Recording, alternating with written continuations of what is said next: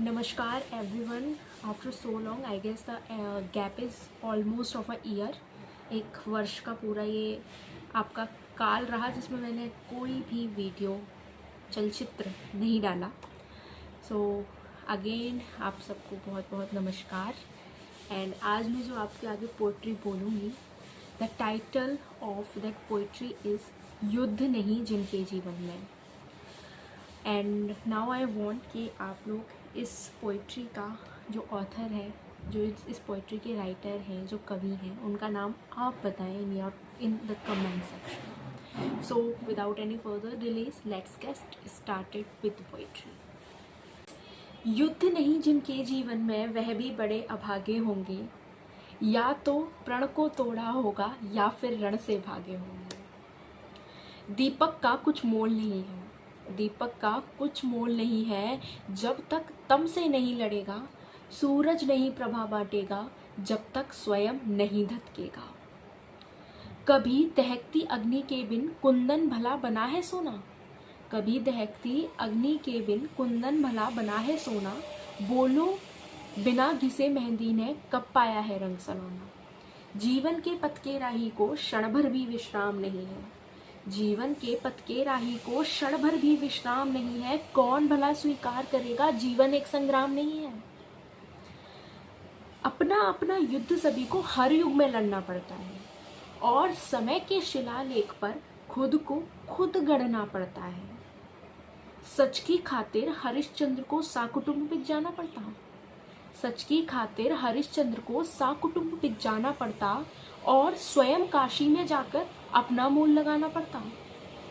दासी बनकर के भरती है पटरानी पानी पनघट पे, दासी बनकर के भरती है पटरानी पानी पनघट पे, और खड़ा सम्राट वचन के कारण काशी के मरघट में, और खड़ा सम्राट वचन के खातिर वचन के कारण काशी के मरघट में. यह अनवरत चलता रहता है, होता युद्ध विराम नहीं है. कौन भला स्वीकार करेगा जीवन एक संग्राम नहीं है.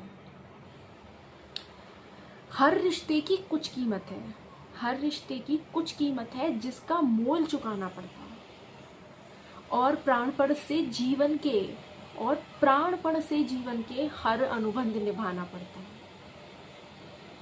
सच ने राह त्याग की देखी, सच ने राह त्याग की देखी, झूठ रहा सुख का अभिलाषी. सच ने राह त्याग की देखी, झूठ रहा सुख का अभिलाषी. दशरथ मिटे वचन की खातिर, दशरथ मिटे वचन की खातिर, राम जिए होकर वनवासी.